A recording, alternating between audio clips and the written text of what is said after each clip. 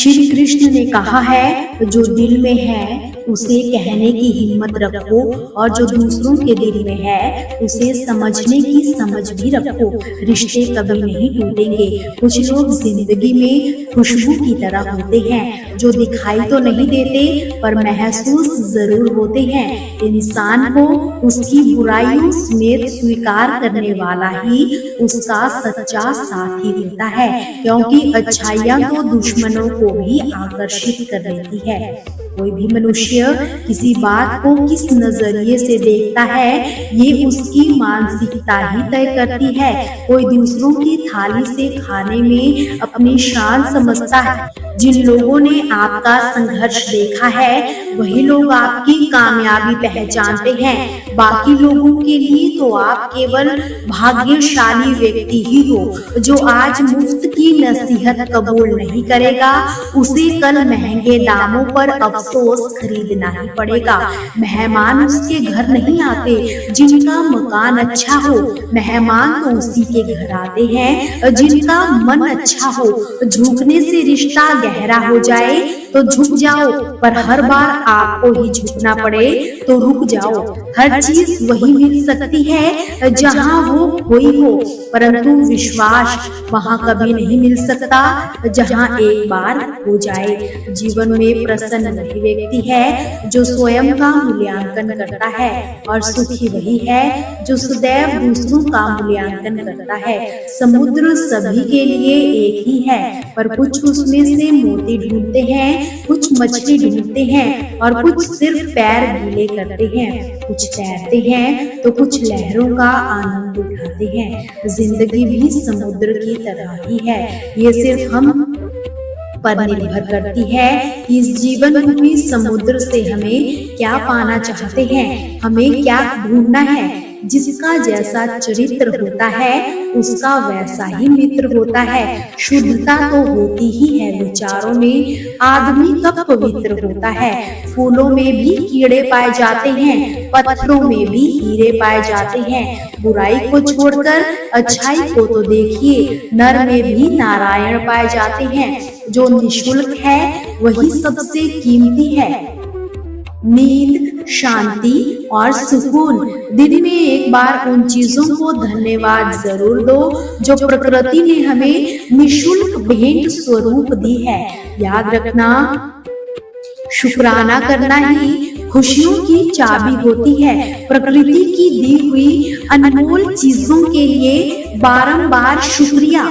साधारण चीजें ही सबसे असाधारण होती है, और केवल बुद्धिमान लोग ही उसे देख सकते हैं। इंसान भी क्या चीज है, दौलत कमाने के लिए सेहत खो देता है, सेहत को वापस पाने के लिए दौलत को खो देता है। जीता ऐसे है जैसे कभी मरेगा ही नहीं, और मर ऐसे जाता है जैसे कभी जिया ही नहीं।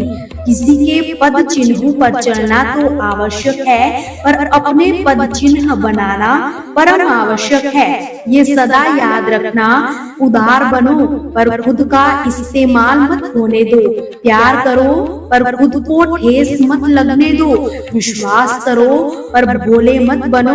दूसरों की सुनो पर खुद की आवाज मत खोने दो। जीवन एक अवसर है श्रेष्ठ करने का, श्रेष्ठ बनने का, श्रेष्ठ पाने का। अपने कर्म पर विश्वास रखिए, राशियों पर नहीं। राशि तो राम व रावण की भी एक ही थी, लेकिन नियति ने उन्हें फल उनके कर्म के अनुसार ही दिया।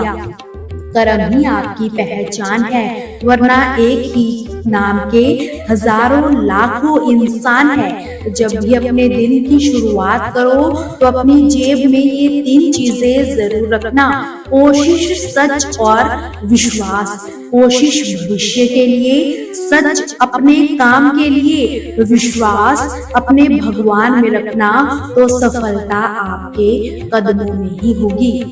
श्री कृष्ण ने कहा है, कि संभल कर किया करो गैरों से हमारी बुराई।